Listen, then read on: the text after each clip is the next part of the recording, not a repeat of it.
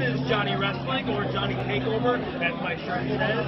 And listen, I want you to listen. Like, we're involved right now. It's crazy, it's loud, it's hectic. We're in New York City, but I want you to listen to the No Holds Barred Network.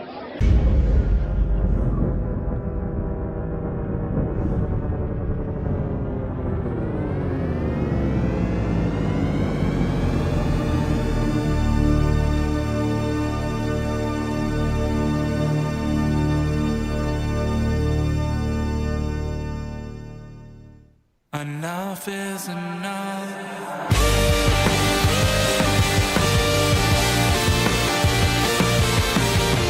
They're always taking their sides, careless and nine, plus and minus their divide. Hey guys, welcome back to the No Holds Barred Network with another episode of Under the Ropes. I'm your host as always, the EVP of Giggles, the Heartbreak Chick, the Queen of the Indies, Tiffany. And actually, this is a huge episode that I just couldn't do it alone. So I had to call my good friend Chris from DDT Archives. How are you? What's going on, Tiff? Thank you for having me. I couldn't be more excited to hang out with the cutie herself. I hate you. And let's be real. Everybody needs to DM Tiff and let her know that she is the cutest person on the internet, because everybody needs to remind her that. And the absolute biggest stud in professional wrestling is joining us, like the wettest ass pro wrestler. We got the Booty King himself, JT Energy. How are you? I'm great. How are you guys? I don't know if I'm really ready for this episode. Sure you are.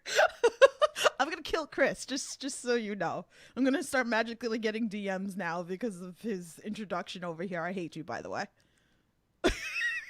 You ain't seen nothing yet. So Chris is gonna try to get me canceled, just so you guys know, on this episode. So this might be my last episode on the No Holds Barred Network. No. He's Tiffany's used to being the dominant one in the relationship. Sorry, I'm an alpha. Oh God, it's that kind of episode. So I apologize now to JT right now. So I'm sorry. No apologies needed. I feel like there needs to be some apologies. Anyway, guys, thank you guys again for joining us on Under the Rope episode. Here we interview anything independent wrestling wise. So if it's promoters, wrestlers, anything related to in the back referees, like everybody is important to independent wrestling. So and my goal here is to get you guys to watch it, learn about it, and about all the wrestlers that are involved in it. So you guys ready for this amazing interview? No, Yeah. Don't get all excited all here at once. All right. So actually, I'm going to kick it off. JT, so how did you get into professional wrestling? I've loved professional wrestling ever since I was a little kid. So I feel like I was meant to kind of follow this journey. It just took a long time to figure out when to start it. After I attended and was lucky enough to attend WrestleMania 31, that was kind of my kicking point in life when it came to figuring out, okay, this is the time. Everything has aligned and it's time to chase your dreams. So WrestleMania 31, that was the event, the day that I would say changed my life, when I realized it was time to give it a chance at least. Because by giving it a chance, I could at least look back and not ever have that what if moment. So by being able to attend that, see Seth Rollins win and hold up that championship at the end of WrestleMania, and then do my research and realize that someone on his caliber was only a couple hours away from me training the future of the professional wrestling business, I knew that was the time, that was the place, and that was my journey that I needed to start when it came to professional wrestling. So that's kind of a little backstory on me and where I'm from. That's so awesome. That's so awesome. It's so funny because like I stopped watching wrestling like for a long time, and then when I got back into wrestling, somebody had told me, they were like, "You're gonna love Seth Rollins," and I'm like, "Yeah." At that point, he was the champion. They're like, "You're gonna love him," and that's like how I got back into it. I was like, "Oh wow!" So it's so funny. So I'm actually really excited for this interview with you that you actually worked with him. But so interesting. But Chris, do you want to like? So, talking about the Black and the Brave training school, right? And I've had the privilege of speaking to several members of the Black and the Brave, including you. The atmosphere there is very family oriented, but also very competitive. Talk about how you guys both push each other, but also lift each other up at the same time. Yeah, so I think, I don't know. I think when you jump into something that requires your heart and soul to go into it, where there's not this guaranteed payment, especially on an independent level as an artist, whether you were a dancer or whether you were a musician, I feel like you really kind of fall in love with the people that are willing to sacrifice for something that they dream about. And when you go to a school like Black and Brave, you realize you walk into something and they're trying to build the foundation for the future as best they can from who they learned from, and then passing on the knowledge that they've gained. So when you go through hell with people day in and day out for 12 weeks, those become your brothers and your sisters. Just like I assume the people that enlist into any branch of the military, when they go through basic training, they have a bond with those people that they don't have a bond with anyone else in their life. Or even like, to relate it to you, Chris, like a football team that goes through two-a-days for week in and week out, you learn that those are the people that you want to bleed, sweat, and cry with. So when it comes to pushing each other, it's nice because you become engorged in professional wrestling, and you know the people around you, especially the ones that you can tell love it as much as you do. Those are the people that you want to build up alongside you, because you know as you all rise and you get better, you're going to become better together, and you're only going to push yourself harder into bigger and higher limits. And especially in the world of independent professional wrestling, all we're trying to do is eventually get someone's eyes on us to give us a chance to show what we've learned and what we can do, and show that we are coachable and moldable, and that we are ready to be given or earn an opportunity to work for someone who we can give back to, so that way the next generation has the opportunities that we had. So that's, I mean, I don't know if you've never gone through something where you've gone through extreme amounts of pain for long periods of time for little to no reward. I don't know if you can relate to it, but if you can ever find something that will give you that, that's the only thing I can relate it to when it comes to being a member of the Black and Brave family. That's amazing. Like, how would one, like, like, again, since you're the first person that I've talked to with Black and Brave, like, and I know with schools here in New York that you go, you sign up. Is there like more like kind of like a waiting list to kind of get in this because it's Seth Rollins' school? Like, how does one, like, if somebody wanted to go to his school and train under him, like, what would be like the qualifications of how to get in? I believe you can go to blackandbravewrestling.com. I think they have their own website domain name. Usually they will release like 1 year at a time. So the upcoming 2022, they'll release, I think they have 3 sessions a year. Each session is 12 weeks long. So that way they train for 3 months, take 1 month off. And depending on how you want to sign up figure out what time of the year would work best for you, because obviously you're relocating your life. You want to get things done ahead of time.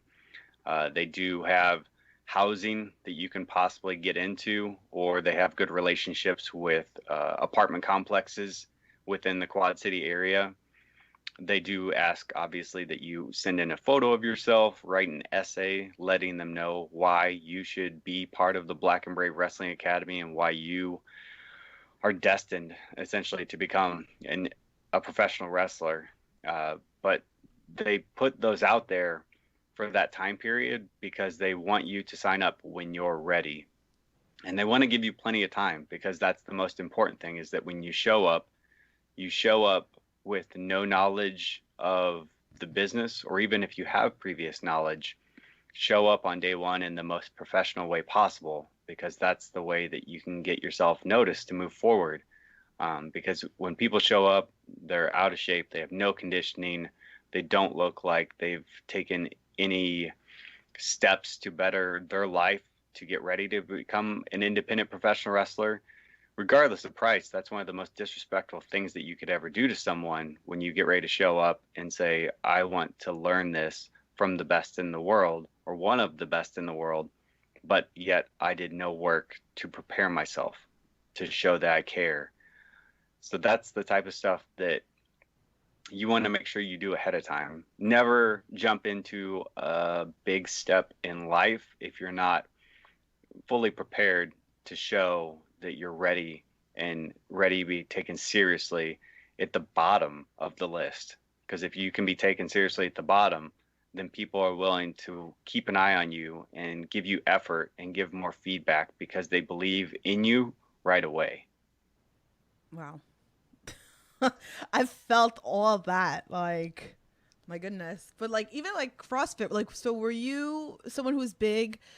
Because obviously you read a lot about CrossFit and training with him in this. Were you doing this like something before? Or is this something like new when you joined doing this, or? When I signed up, I was trying to get in better shape. I don't want to say that I've ever been like in bad shape. I've always, I think, been blessed with somewhat of a higher metabolism, and over time, obviously, I've learned how my body can change. But I was just going to a basic like 24-hour fitness center before I moved down to the Quad Cities, just trying to do cardio, different machines, just work what I thought was the physique, like the impressive aesthetic muscles. You want to work your chest, your arms, your abs, and accentuate what looks good on you and hide what looks bad on you, because we're not, perfect head to toe. But when I moved down to the Quad Cities, I realized, okay, CrossFit and CrossFit classes are part of the training regimen. So what better way to prepare myself for training than just jump into the CrossFit gym a couple months ahead of time, so that way by the time that training came around, I was already familiar with the movements, the class setup, the workouts. I was familiarizing myself with what I knew was coming at me anyway. And obviously, at that time, the Black and Brave Wrestling Academy was located inside the CrossFit gym. So I would be stupid to say that I didn't think that the coaches would notice me in classes putting in the effort ahead of time. And because I was doing that, it also shows that, okay, this guy is taking it seriously, because he's not even in the classes yet, and he has a fitness journey that we can see. He's already started things. So you don't ever have to do CrossFit before, and you don't ever have to do CrossFit after you graduate. But while you're there learning to become a Black and Brave graduate, it's part of what's going on. Obviously, Seth has the nickname CrossFit Jesus, yes. And it's because that's something that he found, and excelling in professional wrestling and also excelling in the health and fitness world has led him to what he has now, where he has his own programming called Dead Boys Fitness. And that would be a perfect way for someone to jump in anywhere in the country into what he does on a daily basis. And you should never be intimidated by it, because it's one of the most inviting families. I was part of, I jumped into it because I was curious. I wanted to see what the workouts looked like. I just didn't have time to do 2-a-days when it came to it. But you don't have to have equipment. They will give you workouts with basic equipment, no equipment, body weights, because really, when it comes to your health and fitness, someone like Joshy G and Colby, they have a great program going on, and they even host a day with the Dead Boys. Obviously, before the pandemic got crazy, they were going to CrossFit gyms around the country, especially around the major events like Survivor Series, Royal Rumble, WrestleMania. And you could meet up, go to a local CrossFit gym, work out with those guys, and be a part of the Dead Boys family. So when it comes to CrossFit, I'm never going to be one of those people that says it's the only way to do stuff, but it worked for him. It's worked for me. It's also another great environment to put yourself in, where it's a class atmosphere. So when you go through a workout that's really hard, you're doing it with other people. And at the end of class, you feel extremely validated that you and others helped each other get along and go through something that was not enjoyable sometimes. Wow.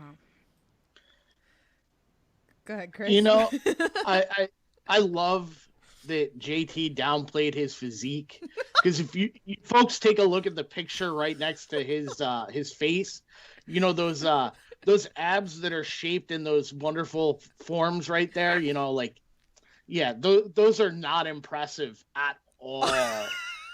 and in terms of CrossFit, and I'm pretty sure I told JT this story, but when I was coaching college football, all the coaches during double sessions, we would go in and we would work out. And now, I'm sure you can tell by my physique, I am not in JT shape. I am in round shape. And we were doing CrossFit. And the key with CrossFit is they always say you can modify all exercises. But the other thing you need to remember is all football coaches pride themselves on being alpha males, right? That's kind of what we are. We don't necessarily are shaped or in shape. We're all working 20 hours a day, eating like crap because we have time to like literally snack and eat crap. And, do as we say, not as we do. And we're doing this workout and I am literally dying, but I will not quit.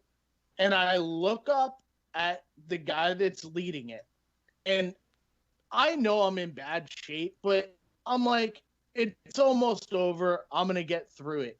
And I look at him and he is white as a sheet looking at me. And it's at that point I realize I might actually be dying. And he's telling me I should probably stop. And I'm like, no, we're almost done. And he's like, no, stop right now. And I'm like, no, we're almost done. He's like, fucking stop, please.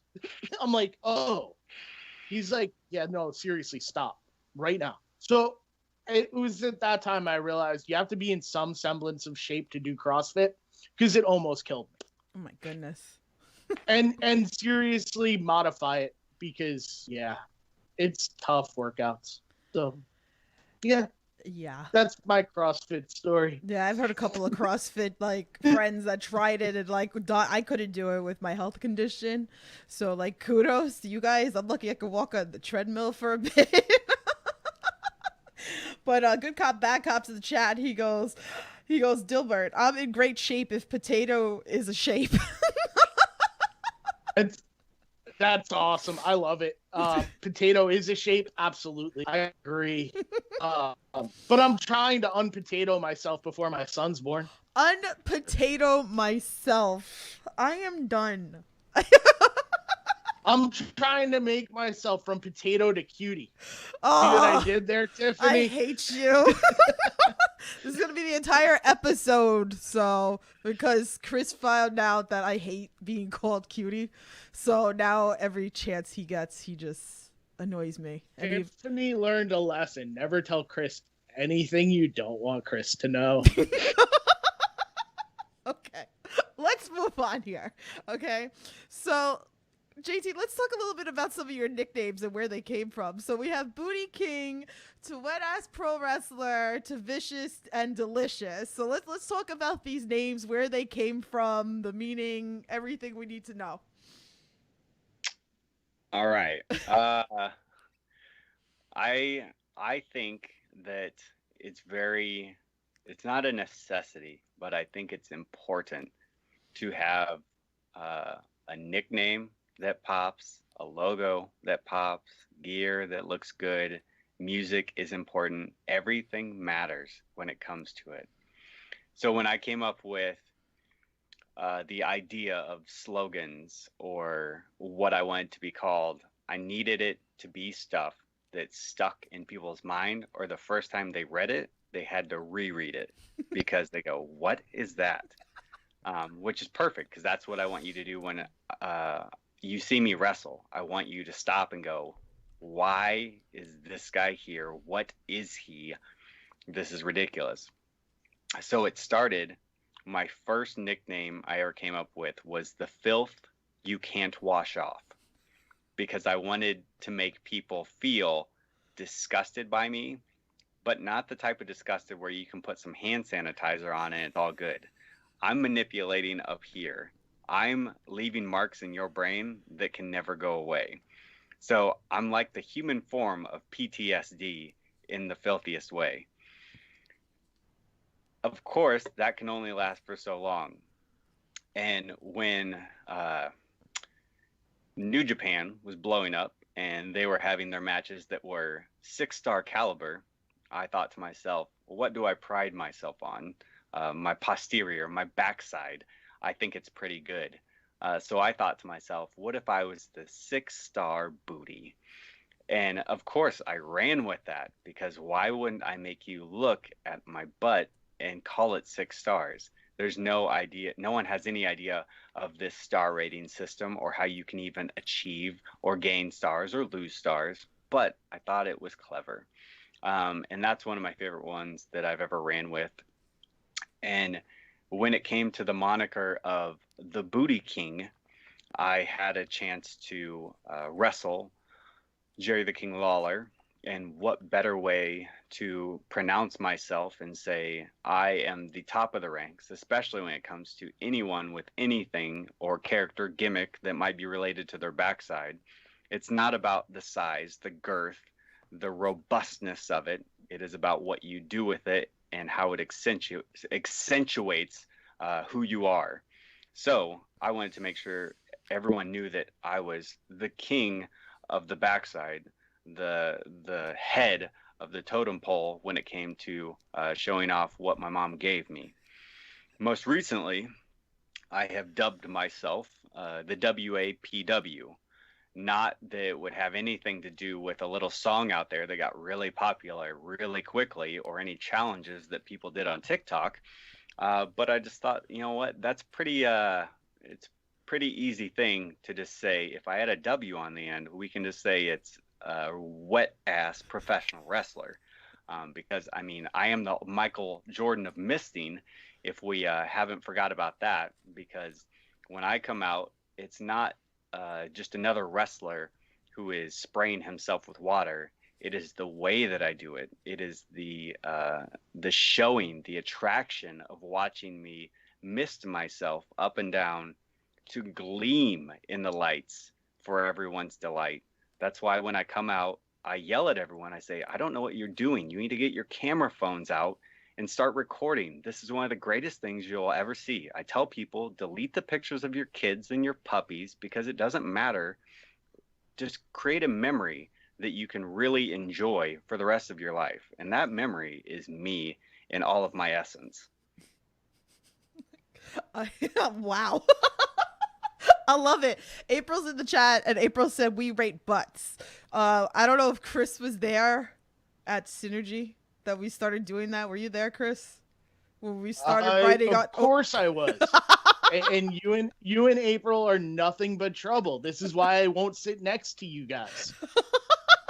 So we did a panel on our Indie Talks episode, and we said that actually Colin West came on, and he asked me to rate butts. So I said I was gonna go at the next show and I was gonna start rating butts. And we even we even rated his butt.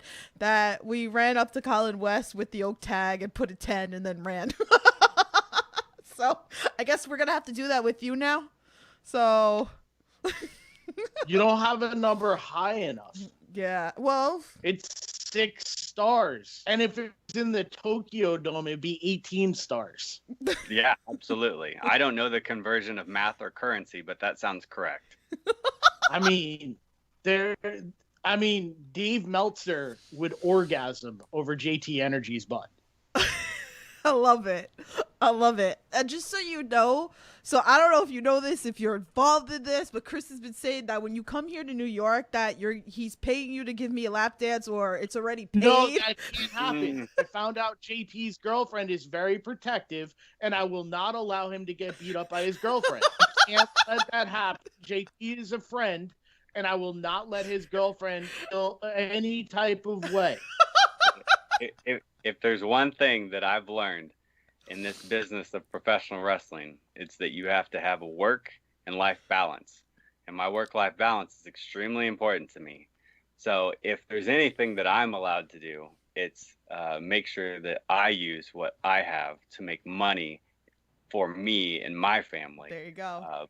But when it comes to her, she is my lioness, and she makes sure that I'm doing the most with my career to reach the highest levels, but at the same time, also making sure that I don't end up like another one of these people on Twitter that does actually get canceled for the way that they live their life or the things that they do behind the scenes. So when it comes to it, she's like my tag team partner in life. And I want to keep it that way because nobody is likes an uncomfortable split. So I'm trying to solidify the championships over here and keep it just like my man Chris did. I love it. I definitely love it. Look at that.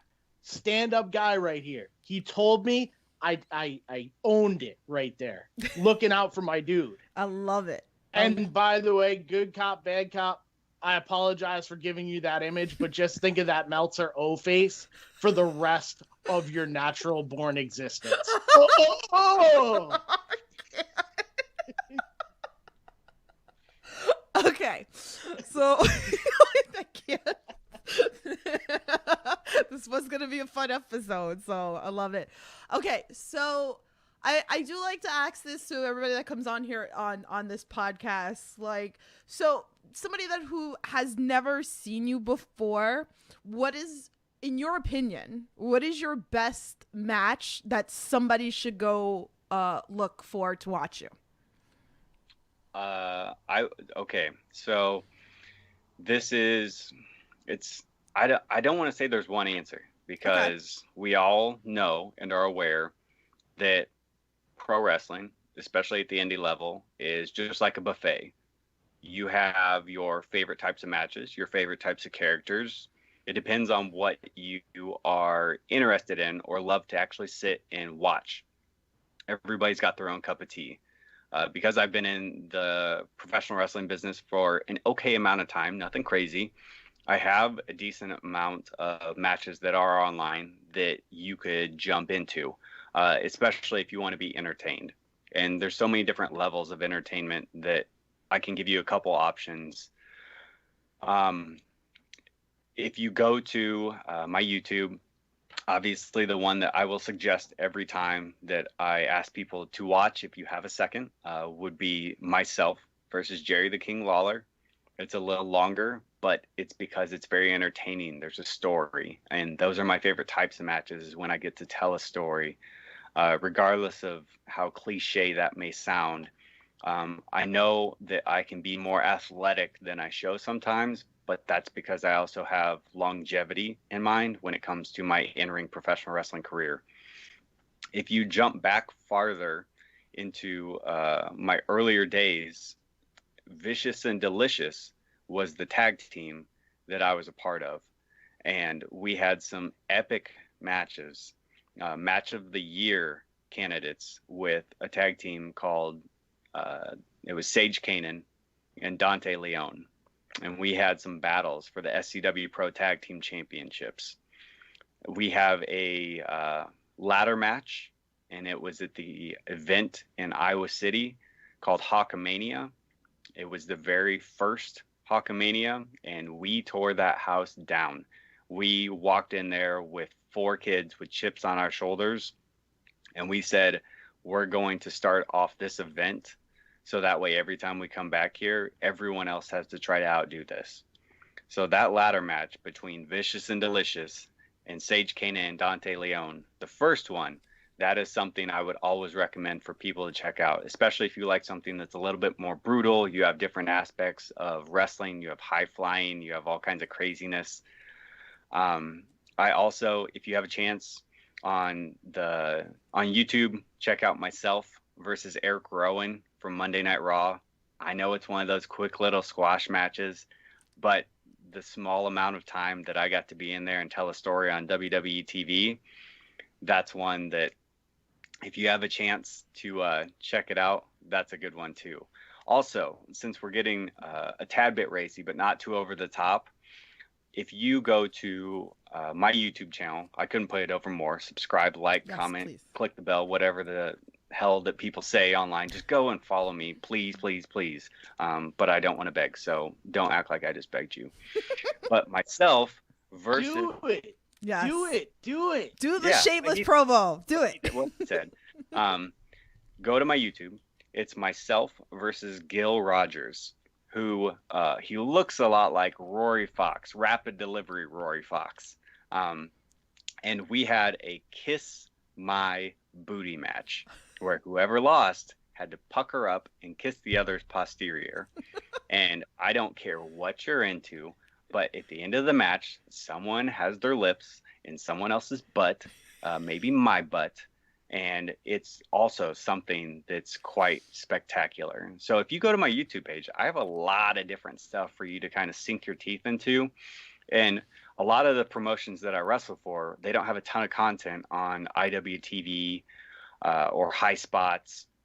And I know that's kind of like what's super hot right now. And by myself not being on those networks, I'm not doing myself, necessarily a big favor, but I'm letting people know that there is great independent professional wrestlers out there who are trying to put up lots of content, especially during this time when there's not a ton of places that can get everything that they have, especially their backlog on IWTV.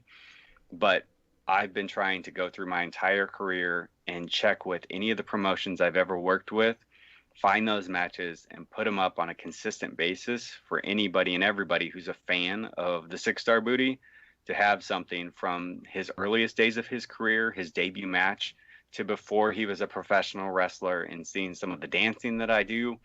So I'm trying to put all kinds of creative stuff on my YouTube channel. I have nice playlists set there for you. So if you want to look into specifics, it's really easy. I'm trying to make sure that if you follow JT Energy, especially on YouTube, it's worth it. So those are just a couple matches I would throw out there for people to check out. I love it. I love it.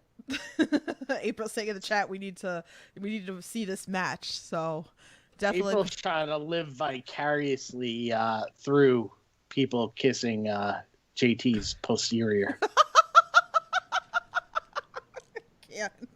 I can't. So that'd be a cool moment, even to like step foot into like WWE and have those moments. I mean, is that like one of your favorite moments, or? Yes, absolutely. Anytime, the first time that I was ever even afforded the opportunity to earn an extra spot or do WWE extra work, that was a dream come true.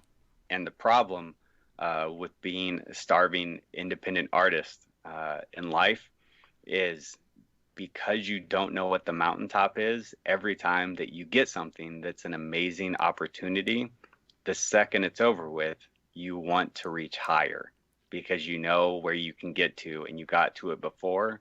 So you want to chase it and do even bigger and better things. So when I was a part of No Way Jose's Conga Line, that was amazing.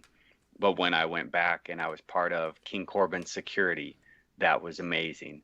But then when Monday Night Raw rolled around and I had a chance to be an actual in-ring talent and have a match, short and sweet, with Eric Rowan, it's one of those where now that you've had a taste, you want it again, and you want to get out there and you want to have a slightly longer match because you want to soak in these moments, because after it's over, you try to look at yourself and go, did I soak it in? Did I appreciate it? What do I remember about it? What was my mind doing? Like, I was all over the place. And because I've had it once, of course I want it again. I absolutely want to be back in a WWE ring. Absolutely, I want to be on AEW Dark. Of course, I want to be on Dynamite. I want to chase all these dreams. I want to be, when the world comes back to normal, I want to be a part of the NWA roster. I want to be a part of NWA Power. Anything and everything that I can ever afford to a pro wrestling company, that's what I want. And I want to prove to them every time, whether my role is the most minuscule small thing, I'm going to knock it out of the park. And people are going to be like, that guy's good. And we didn't have to tell him twice what to do. And I'm trying to prove that to anyone, whether it's an independent professional level company or one of the biggest companies in the world. I love it. Like, you could just see your drive with it. And it's like, you know, like, definitely as a fan, like, I appreciate it. And again, these are why I like doing these interviews too, because I get to learn more about you and see where like your brain's at. And it makes me like a bigger fan, I feel like. Thank you. So Lewis is in the chat. He goes, I've been in the business for over 23 years and you have to reinvent yourself and evolve with the fans in time. So yeah. I agree with that too. So Chris, you got any like questions you want to go with this? So you talked about your time with Vicious and Delicious. Talk about some of your most fun experiences with Jossie, because just as entertaining as you are, he is as well.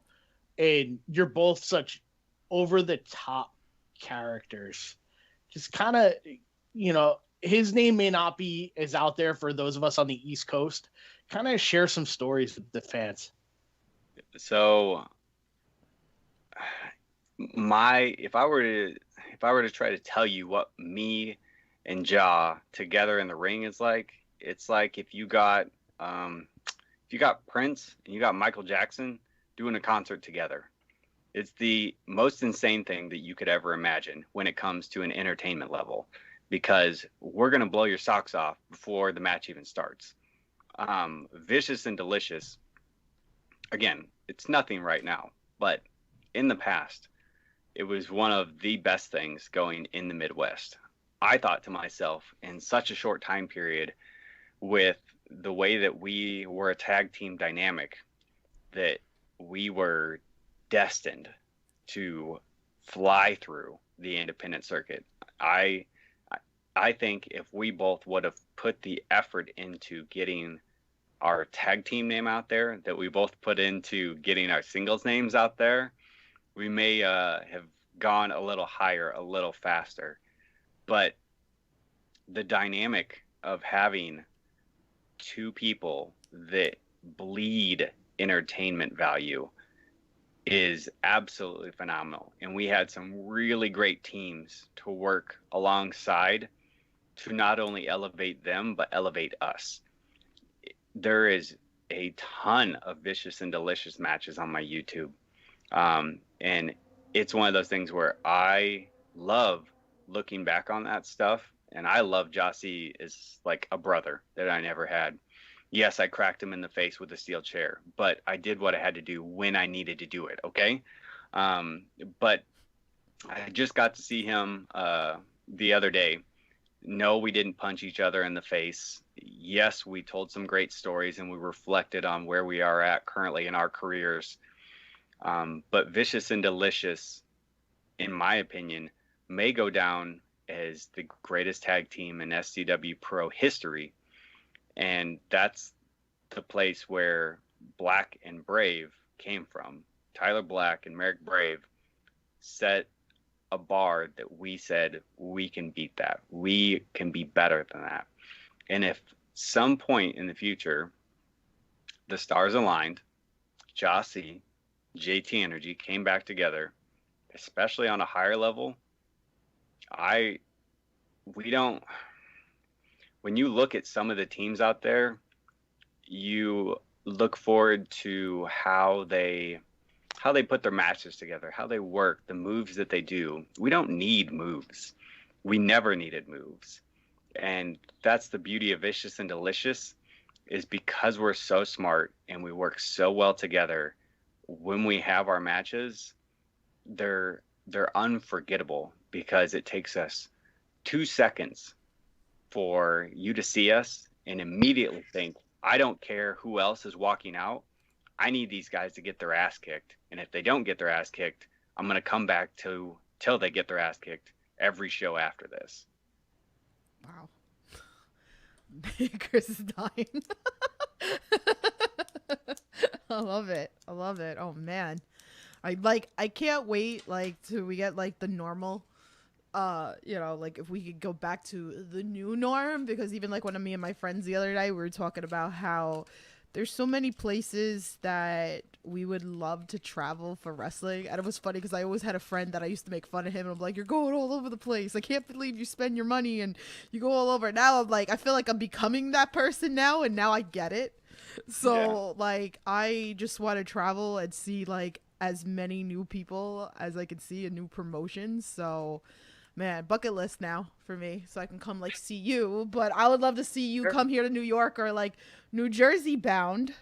I have not come to the East Coast, and this is not a shameless plug saying, hey, East Coast, but obviously I want to expand my name to the East and to the West. I feel like I have a little bit of buzz when it comes to the Midwest because of where I've worked. But obviously, we need to be smart during these times. So anyone who is booking outside talent, as long as you're taking the proper precautions to not only make sure that they are safe and you are safe and your fans are safe, obviously I'm open to any and all opportunities. No, I'm not trying to throw my name out there and say I'm this giant talent that is going to draw 100 new fans to your show, but I do add something to a show that most places don't have. And if you do have something that is already fitting the JT energy bill, I can understand that. And it's smart for people to not bring in outside talent if you don't think you need outside talent. But again, just like the guy said in the chat earlier, promotions should also figure out how to evolve, not only with characters and stories, but with talent. It's not that you have to bring in someone from the West Coast to the East Coast and pay their plane ticket to and there, and it's going to make your place explode. But be smart about who you're booking, why you're booking, the stories you're trying to tell. If you're going to bring someone in, bring them in with a purpose. Give them something to sink their teeth into, so that way they can give back to you. Because if I'm going to travel somewhere and I have 8 minutes to make a lasting impression, or to make an impression with the promoter to be asked back, you better realize I'm going to make that 8 minutes one of the best 8 minutes you've ever seen, because I'm going to figure out what the rest of the show looks like and tailor my 8 minutes to something that no one else is doing. So that way it's a guarantee that you're going to remember me and the efforts that I put toward into my character and into your promotion. Wow. I'm just saying, Tiff, let me just bounce this idea off you. Let me see if you like this idea. All right, let's do it. And then I'm going to follow it up with the question for JT. Okay. What about JT Energy versus Sweet Cheeks Joey Oh my Silver? God, let's go. Let's go. I'm all for it. JT, if we were able to pitch to one of our favorite promotions in the Northeast, if, we could get you out here, but instead of getting you a hotel, I offered you my guest room, and I picked you up from the airport. Would you be down for that? I mean, of course, that's a possibility. I think anything's a possibility right now when it comes to the circumstances that we live in this world. And if I could give myself and my girlfriend a reason to check out a part of the world that we've never seen together, then Mr. Sweet Cheeks. What's his last name? Silver. Joey Joey Silvero. Silver, yeah. Joe Silver. Well, the problem with silver is it's not the best. Gold is the best. And I Oh, have three things that are gold. They're called championships. And I represent the Midwest at a very high caliber. I am Mr. Two Belts, One Cup. So I appreciate that you're on a level of silver, but I'm sorry, silver does not compare to gold. The 6-star booty is 6 stars for a reason. I don't need to call my cheeks sweet because they don't need any extra on them. oh man. Oh, that's incredible. Oh, I got him to cut a promo on Joey. I I love love it. you both, but Oh, JT is now my favorite. we love you, Joey. I- The beauty of being a best professional is I wrestler. I just made Tiff's day with that one. Yes, I love Good. it. That's what you call softball, Tiff. Yeah, I love it. Anybody that comes on a podcast with Chris or has the pleasure to sit down with Tiffany, please make sure that you're ready to talk and be a talker. Because if your lips can't do the work, then maybe you should stick to staying in a professional wrestling ring and let your body of work do the brunt of the lifting. But for myself, I am perfectly capable of sitting down, whether a microphone's in my hand or a microphone is on a computer. I don't feel intimidated by anyone I do know at a high level or at a low level. So whatever the world wants to bring to me and say, hey, JT, can you do this? I'm going to look the world in the face. I'm going to give it a big middle finger and go, I don't care what you show me today. I'm going to excel at it, and I'm going to stomp this mother into the ground. Oh man. I'm dead. I can't. Oh geez. Okay, Chris. So if this happens, right? Are you gonna sit with me, or are you gonna be like far in the corner, afraid of me, like at the show? So it'll obviously be after my son is born, so I'll sit with you at that point. I'll be allowed to be around people again. So yeah, no, we'll be good. And then we'll all take JT and his lovely lady into the city. We'll have some fun. It'll be awesome. Yes. We'll have a blast. I love it. I'm all about it. Oh man, too funny. Okay, so I mean, after all, he's 2 belts, 1 cup. That's the greatest line ever, by the way. I Like forgot. that, I don't know how that isn't the lead in your profile. Like that's the greatest line ever. That's I had that as my name on a couple things for a while, and it was just one of those things that I go, hey, there used to be this video out there that had a reference. What if I took that reference, but instead of 2 girls, it's 2 belts because I have 2 championships and 1 cup that I hold. So I don't know who else on the independent circuit can ever say that they're 2 belts, 1 cup, but it's something that I've been a part of for quite a while. So Tiffany, do you get the reference? Phew. Do me a favor right Oh, now God. while doing this. Can Oh. you Google 2 girls, 1 cup? Oh real god, quick? no, I know. I'm just like No, real quick. Just Google it. No, Alright. it's not bad. I promise. Oh, God. I'm scared. Why? Oh God, you're disgusting. Just trust me. Trust me. It'll be fine. Mhm. Nothing horrible will happen. I- Keep your sound on. It'll be great. All right, I'm moving on. Okay, I'm moving on. I can't with you. I knew what it was. I was having fun, but anyway, we're gonna move on. We're gonna go to some of these fan Look tweets. at everybody in the chat trying to help you out. No, I know. I was doing that on purpose because I know. Okay, so That would have been fucking hilarious if you didn't actually. Yeah, but, no, I did. I like pretending that I am, but before really, all we right. run out of time, I know JT likes collecting things as much as I do, Yes. and as you can see behind me, I am an absolute nerd. JT, what are some of your favorite items that you have collected over the years?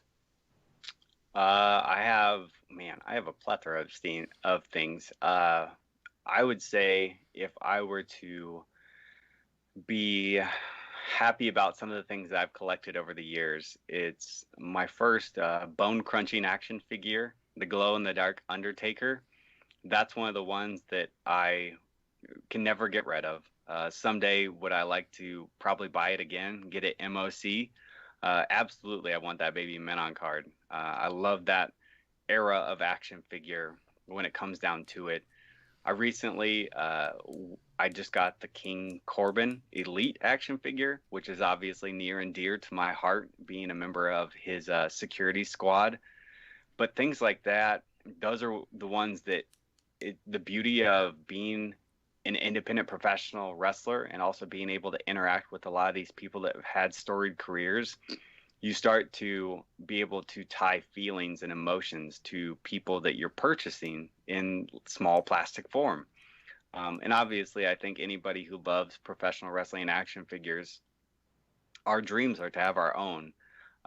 And with companies out there like Jazzwares and Mattel making some really cool figures now with highly detailed stuff, I think the closer that we get to achieving our dreams by having more companies out there that are giving us the opportunity, and especially even online, there's a lot of companies that you can reach out and they can customize things for you and make stuff. My favorite action figure of all time that I own, there's a TNA Impact Jeff Hardy that is just out of this world. The box is amazing. The figure is amazing. I believe it's like a full gear or like a Metal Gear Solid almost. Like, it's this crazy action figure that is so tailored to exactly what I love. And Jeff Hardy is my favorite. He always has been. I'm not Jeff Hardy in the ring. I don't try to be Jeff Hardy in the ring, but he is one person who, from the moment I saw him in high school and saw the Hardy Boys and saw them flourish, I related to them because they were so different, and have them being different and dressed the way they do, it allowed me to put myself in their shoes and relate to someone, because I couldn't relate to Hulk Hogan. I couldn't relate to The Undertaker. I'm not that size. I'm not that look. But guys like them, they spoke to me. So I have a deeper connection with a figure like Jeff. So I have, every week I do Figure Friday on my Instagram. I try to put up a new figure that I have and to show people my collection, whether it be Ninja Turtles or WWE, WWF, WCW, ECW, Impact, AEW. I have a little bit of everything because they all speak to me in different ways. Your collection, Chris, behind you is just absolutely stunning. I could sit there and sit in that room and have you tell me stories about everything, where you got it, how you got it, why it means something to you. So I really love when people bring up their hobbies, whether it be trading cards, comic books, Funko Pops, shoes. Everybody has their vice, and it's fun to see why people collect, or what means something to them when it comes to professional wrestling. So anybody who wants to dig deeper into my collection or the things that I love when it comes to collecting, just hit up my Instagram. I try to share stuff on there all the time to show people what I love, and that collecting stuff and being a little bit of a nerd is cool. It's what we love, and you should never hide what you love. No, I even see that on your Instagram too, that I was like, oh, how cool is this that you do this? And actually, Chris, I think him and Logan Black should hook up, because even Logan Black has a podcast and he talks about like comic books and all sorts of things and collecting. So I think that they would hit it off as well. But Logan doesn't follow me back. So I don't know. Okay, well then I don't know. What your answer? I feel so much, because my favorite that I have in my collection is one I got directly from a former guest. I have a Nikita Koloff autographed action figure that I literally messaged him after we interviewed him, and I said, I'm having a real tough time tracking down your action figure. Can you send me a lead? And he goes, yeah, I know a guy. Send me your address. And he literally sent me an autographed action figure. Oh, that's so and cool. I was just like, what the fuck? That's incredible. So cool. That's cool. Yeah, I was like, it's nuts. And then, like, so a lot of stuff, like, I really got into micro brawlers. I don't know why. I can But, see. like, I have a Chase Owens micro brawler. And he recently, and this will be released for Tiffany's audience first, he's agreed if New Japan will sign off to do our show. So awesome. obviously it's a big thing. New Japan has to sign off, but that will instantaneously vault up to the top of my list too, because that'll be cool as hell. Yeah. So you're absolutely right. Like when you know someone and can put their figure on your wall, it's so crazy. And I'm waiting because when the JT Energy action figure comes out, you're not giving it to me. I am buying it. Well, And you're gonna sign it. as of right now, there is a 1 of 1 JT Energy action figure that my girlfriend got me for Christmas this year. She had one custom made, and she hand painted a lot of the tattoos and details on That's it. cool. And when she presented it to me, I sat back and I go, this is absolutely amazing. I could never in my wildest dreams think, holy cow, I have an action figure. And even like that, the fact that someone made that for you, I'm sure when you got that, it just blew your mind. You could not even comprehend how cool that was. That's so cool. It's my gift for being my brother's best man. That's so cool. Like stuff like that it's the smallest thing that will make the biggest impact on you for such a long time, because there's there's a ton of stuff in that room that you have so much emotions tied to. But if worse came to worse and you had to start picking and choosing what you want on display, why you want it, it's absolutely that figure would end up as one of your main pieces because it means so much to you every time you look at it. Right. It's so It's cool. also proof that at one time I had hair. Oh god. Okay, let's go into some of these fan tweets. Okay, so Good Cop Bad Cop said he's got 2 questions. He goes, as the unit of energy and jewels, do you have a favorite jewelry or piece of jewelry that's like your fave? I saw that and I thought about it, and the answer didn't come to me till right now. My personal favorite piece of jewelry would be whatever piece of jewelry I'm wearing in my belly button, because I have my belly button pierced, and not many males can say that. But since the age of, I believe, 16, I've had my belly button pierced, and I think when I wear a really nice, sparkly belly button ring that accentuates my outfit, it looks absolutely beautiful. And there's not many guys that can have their belly button pierced and still kick your ass. So I think that's my favorite piece of jewelry. I love it. I love it. His second question says, with energy, he loves these anagrams. He goes, of Greeny, thoughts on Mike Greenberg, and who is your favorite sports host or presenter? And that's to me? Yeah. He likes to stump everybody that comes on my podcast. Okay. He loves doing this. If I were to pick out my favorite, let's say sports commentator, sports presenter, someone who spoke a lot to me when it came to sports, as a kid growing up, getting ready for school in the morning, having a paper route, turning on ESPN and watching SportsCenter play 5 times in a row. There are specific sportscasters that I loved watching over the years. And unfortunately, a couple years ago, we lost the late, great Stuart Scott. And Stuart Scott was one of those people who, when it came to sports, talking about sports and making you hooked on what he was calling, how he was calling it, Stuart Scott was in a league of his own. And there's a lot of analysts who were on ESPN for a really long time who we all kind of fell in love with, because that's what we do, depending on what we watch, how we watch it, how we digest it. I would say if I could go back and just sit and watch Stuart Scott call a bunch of stuff over and over, if I could hear a booyah a couple more times, I would be a very happy person. Love it. I miss Keith Olbermann and Dan Patrick doing the Sunday Night Big Show. Yeah. On for Sports Center. That was always my favorite Monday morning when I would get up and watch the replay of Sports Center eating breakfast. Yeah, for sure.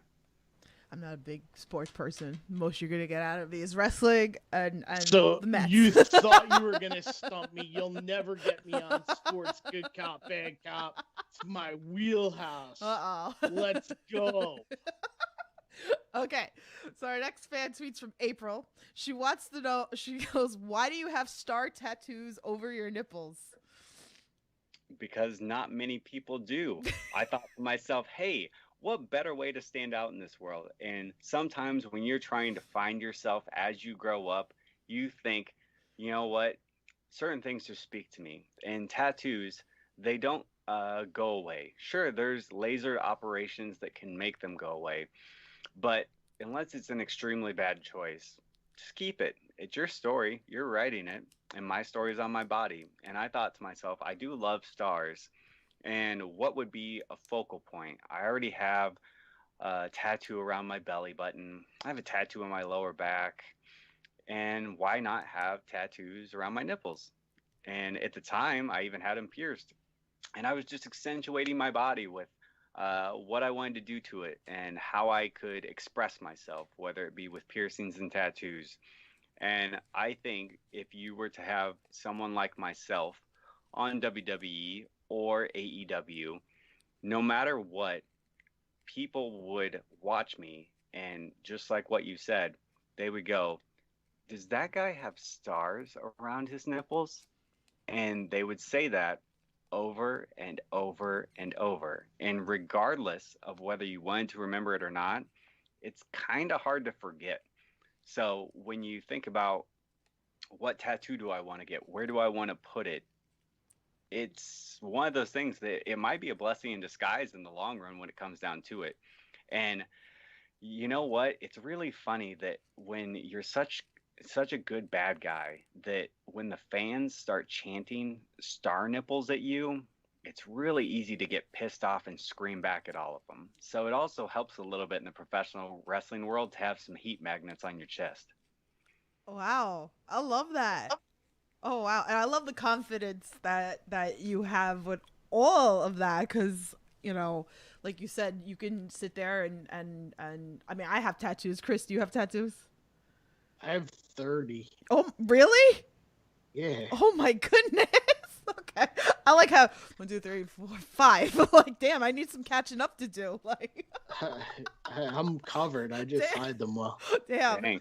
That's what I do. I have them like that they're covered, and then when they're meant to come out, they come out. But I love the fact that Tiff, have you not noticed that I have a sleeve on my right arm? I guess I don't pay attention.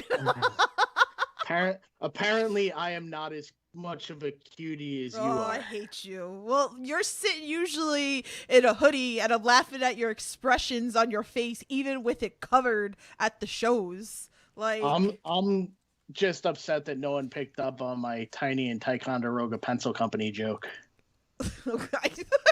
Jesus. I can't. Okay, I'm moving on. Okay, so here's my infamous question. I ask everybody who comes on this podcast, what's the craziest thing a fan's done to get your attention? I'm gonna put her over. She doesn't deserve to be put over, but when it comes to the Midwest, especially in the Iowa independent scene, there is a super fan, and if she loves you, she lets it be known that she loves you. She goes above and beyond. She will take pictures. She will make Christmas cards. She will make you a cardboard paper championship belt, custom for yourself. You know what? If anybody from Iowa knows who I'm talking about, I don't need to put her name over because she's our super fan and she's her own little thing. But she made me a JT Energy Filthy Championship belt, and it's crazy and it's ridiculous, but I still think it was one of the coolest things that a fan has gone out of their way to do for me. I've had other fans who have, done small things here and there, just looking out for you as a person. It's nice when people buy your merch or retweet your stuff, but when people start making you like custom stuff, things that you never even asked for, but they're trying to help benefit you in your career. Like, those are the people that do something that's it's really nice. And some fans sometimes cross a level that we all have to like put a hand up and say, "Yeah, don't do that." But a lot of wrestlers appreciate that stuff probably more than we tell the fans, just because we're trying to keep things fairly separate, because we don't want to blur that line too much. Otherwise, the mystique goes away. So I appreciate fans that do that stuff. Nobody has. I have wrestled in places where like I've had people throw like, cups of Mountain Dew on me or do stuff that isn't nice. And of course they get my attention, but it's been very few and far between. I haven't had too many people cross any lines that were extremely uncomfortable. But I don't know. Luckily in those instances, I've had some well-mannered fans when I know some other fans might not be so well-mannered. And of course I'll play along a little bit, but I want to make things as respectful for myself and the person I'm with as well. I like that. I like the story. I feel like I could be a super fan too. What do you think, Chris? Yeah, just a little bit. Just a little bit. I mean, I don't understand Muff Cabbage, but I think that alone makes you a super fan. So we messed with a wrestler, one of our favorites, Charles Mason, and April's in the chat, and we went to a Synergy show, and he's a heel. And we started yelling at him because that's what we do with him. But, especially me. Like, I love Charles Mason. He's one of my favorites. And he came by us and he started, like, cursing us out. And April got into the heat of the moment and she said Muff Cabbage from South Park. And we just ran with it. So now every time we go, we make signs that say Muff Cabbage. I actually drew a picture of a cabbage. I actually made shirts for us to wear at the shows. Good. But I feel like these are the things that you guys like appreciate, like you said, like, and it draws attention to the wrestler. And I feel like even if we're doing, even though he's like one of my favorite wrestlers, and even though he's a heel, like, I don't care. Like, I'm still gonna go mess with it that he's a heel. So why not? That was part of the time when I didn't think I liked Tiffany. I just didn't understand. I was like, what the hell is Muff Cabbage? It makes no sense. His hair doesn't look like Muff Cabbage. What are you talking about? And then I just realized you can't understand anything that Tiffany does. It doesn't make sense. But people send her weird, crazy shit to her inbox and ask them to pee on her or her to pee on them. And it's just weird. So the joy of like podcasting and content creating, it's like, I think me, especially being a female, I can kind of understand like you as like a wrestler of what you guys actually go through, and doing all these episodes of Under the Ropes that I ask these questions. Like, we've had some bizarre answers. Pizza's been thrown at a referee, like an entire pie was thrown into the ring. Joey Silver told a story that somebody gave a kid to him and he like raised the kid in the air, like kind of like a Lion King kind of thing. So I was like asking those stories because you never know. Like, there's always like a funny one. I would say, so the match that I referenced earlier, when myself and Gil Rogers, we had that Kiss My Booty match. So after that match happened, I have never in my professional wrestling career received more weird DMs asking where or how soon people could see that match. And again, to each their own on what you are excited about or get your jollies off. But when people thought that they would see another man enjoying another man's posterior in the positions that we had put pictures online, I had a lot of people asking really quickly, where do I get my hands on that? And of course, you can go to IWTV, you can search 3XW, and you can watch the Kiss My Booty match live if you have that subscription. If not, you can pop over to my YouTube channel and you can watch the match there. Either way, the world can enjoy that, and they can do whatever they'd like to do in the comfort of their own home. Just be safe, be secure, and wear a mask. Yes, definitely. And keep your pants on. Please. Or don't, because it's in your own home. But remember, there's a camera on your computer, and people are probably watching you. Oh my goodness. Oh man. Oh wow. Anyway. So, I mean, a big shout out to Ray. I see Ray's in the chat. I miss Ray. I hope he's doing well. Oh man. Chris, do you have any more questions? Because I have like one final one. So listen, I could talk to JT for hours. So I know you have like time limits and stuff. So, I'll let you go to your last question. Okay. So I like asking this question. I was like ending it on a good note. So to like all inspiring and amateur wrestlers out there, what's a piece of advice that you would give them?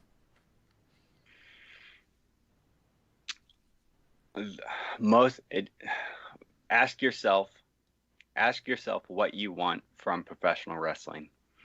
Define that goal before you start jumping into things without having a reason behind why you're jumping into them.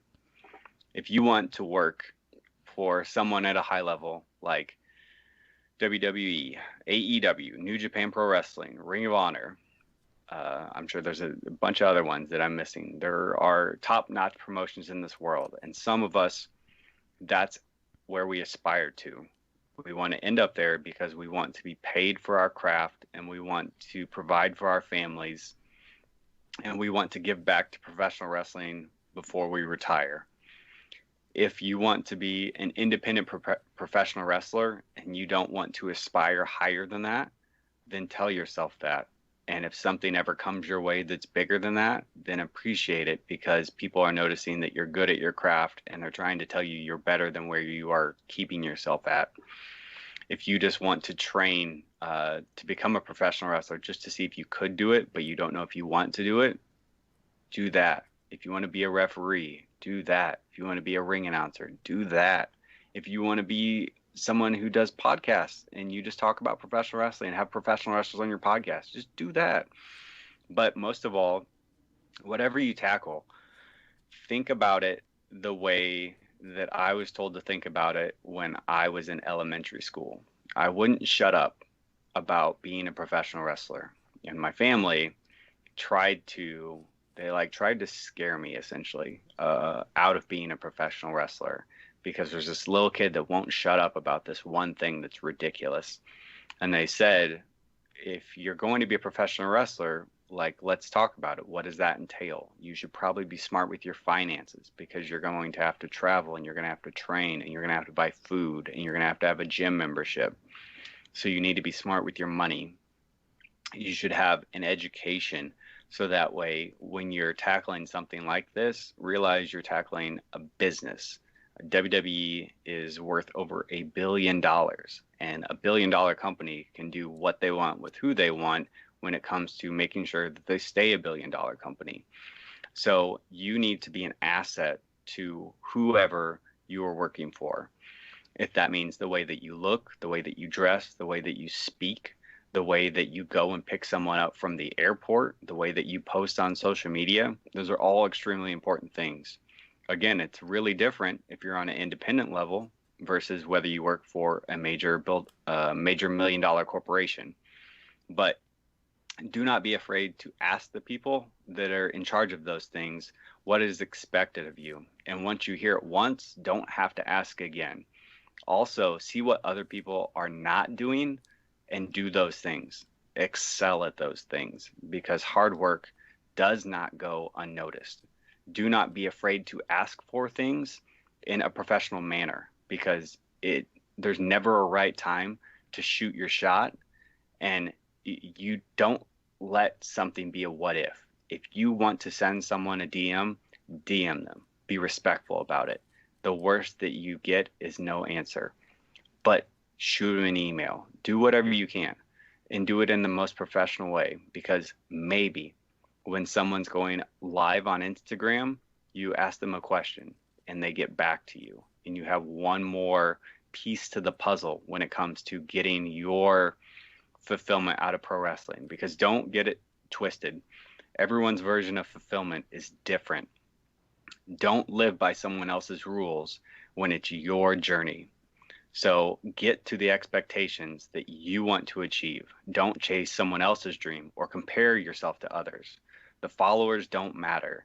It matters who will put their name behind you. If I can look at someone and say, Seth Rollins approves of JT Energy, I know he will approve of me. If I say Trevor Murdoch will approve of JT Energy, I know he will approve of me. And those guys are willing to put their name on me for the things that I'm good at and the things that I can do and the assets that I bring to the companies that I work for. So when it comes to professional wrestling, don't think in the little bitty bubble that we're all presented with. Everything matters, from the stuff you wear to the way that you walk in to the way that you park. Park outside, stay in the lines. Don't be a bad driver, okay? So please just think of things on a grander scheme, a grander level. If you want to make professional wrestling your career for the rest of your life, then treat it like professional wrestling is your college. Make sure that you walk away from professional wrestling with a doctorate. Make sure that you are the person that is invited to other places to have people ask for seminars when it's all said and done.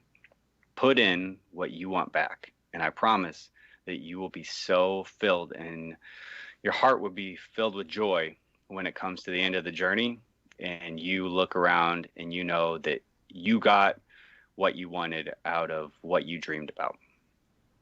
Wow. Like, wow. That was so wow.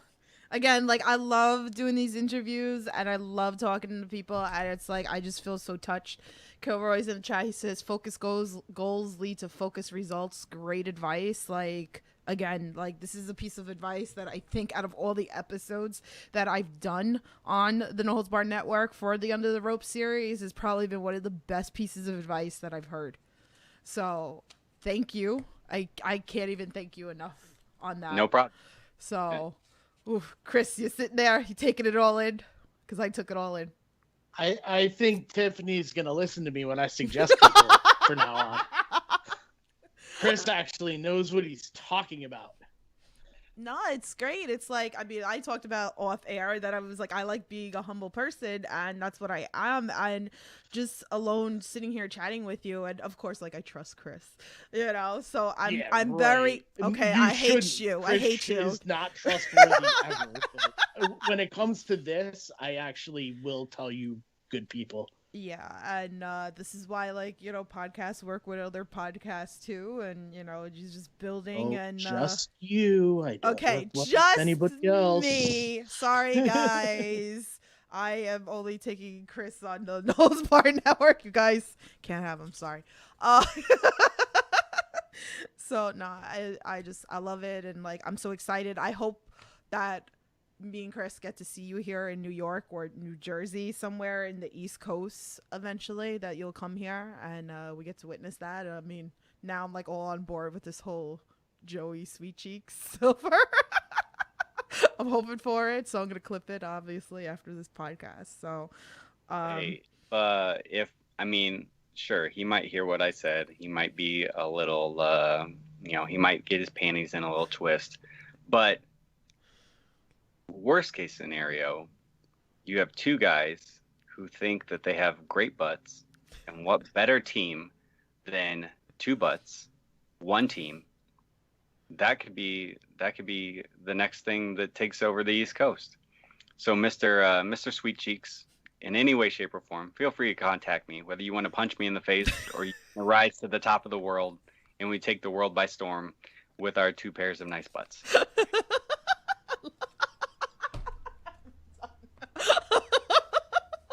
oh my goodness, what did I don't know. I think I'd rather see him spit Skittles at you. I'm not gonna lie. Oh my god, yeah. So like Joey Silver's part of the Nerd World Order with Kip Stevens, so it would be interesting. Six stars booty against the Nerd World Order just sounds amazing. Yeah, I need this book. Chris, let's go harass Colin West after this podcast. I'm on. We're gonna do it. But yeah, so actually we're gonna end it off on that because this has been such an amazing interview. Chris, tell everybody where they can find you and your podcasts and all that fun stuff. You can follow the DDT Archives at DDT Archives on both Twitter and Instagram. You can follow me, Chris, at capo_DDT on Twitter. You can support us by visiting our shirt store at What a Maneuver, DDT Archives on the drop down menu. You can find us where all podcasts are found on iTunes, Google Podcasts, Anchor. If you follow us on any of the social media platforms, we plug all our shows. We release new episodes Monday, Wednesday, and Friday. We have a major guest coming up this week that we are not announcing till it drops. It is absolutely huge. Yeah, take a look. It's going to be fun. Excited for that. Love hearing you guys over there. You and Greg, you guys are amazing. Thank you. JT, tell everybody where they can find you. I'm located just across the border in Illinois, but you're probably referring to where you can find me online. Sorry, I'm a smart ass. But yes, I'm online in all the normal places that everybody follows. It's DJ, just like the club, a DJ in the club. DJ, click, like you do with your mouse or with your fingers, whatever you choose. The letter N, capitalized, preferably. And then the word play, like little children do outside. So DJ Click and Play is who I am and what I am when it comes to social media, whether it be Facebook, Twitter, Instagram, YouTube. Obviously, if you hashtag JT Energy, DJ Click and Play will also come up. If you want to be best friends with me, you can try to be my friend on Facebook. But if you look like an idiot or a weirdo, I'm going to delete your friend request. But some people can pop into that world of mine. Obviously, I'm a little bit more personal there, and those are for specific people. So Instagram and Twitter is your best bet. If you would like to go over to my YouTube and subscribe, man, that would be awesome. I love trying to promote something highly. I like to put stuff out there on YouTube, whether it's old stuff or new stuff. It's what I'm trying to promote the most, especially during these times, because content is king. But otherwise, if you aren't a big YouTube fan and you don't want to sit and watch hours and hours of video or me in a kiss my booty match, you can go ahead and follow Instagram or Twitter. Those are the areas that I'm very interactive.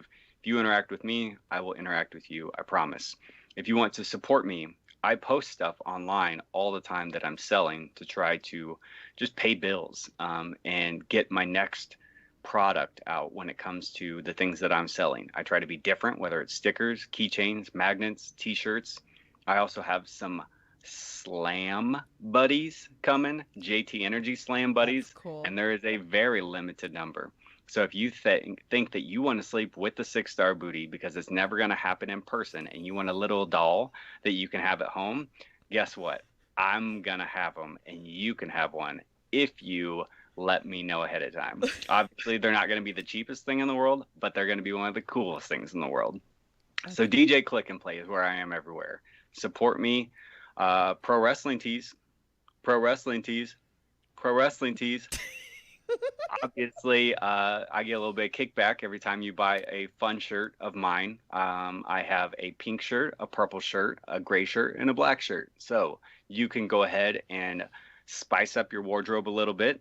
They have obviously different options over there, whether it's a ladies cut shirt, normal shirt, tank top, long sleeve, or hoodie. You can get my face in some way, shape, or form on your body. You can support JT Energy if you like me, or if you don't like me, I don't know. You can support the next person. Obviously, I'm not going to tell you to give me your money. But if you want to support me, that's why I talk the way I do, and I try to be as professional as I am to prove to people that I'm not some joke who is taking away from other people's time. So, JT Energy, DJ Click and Play, Travis Horn. That's who I am, and that's what I'm here to promote. I love it, guys. All those links are in the description below. I dropped them in the chats as well, so go give loves with the YouTubes and all the, socials for both these guys. You guys are great. So yeah, I guess we're gonna end on that note. Go support independent wrestling. Stay safe. Like, share, subscribe to No Holds Barred Network as well. You guys have a wonderful Sunday. Enjoy Royal Rumble or independent wrestling, whatever it is that you're into. And end it on JT is going to have April and Tiffany buying the JT Energy Buddies so they can reenact the Kiss My Booty match. There you go. See, it's very lonely in the bed over there. So it's anyway, guys, we'll talk to you soon. Have a good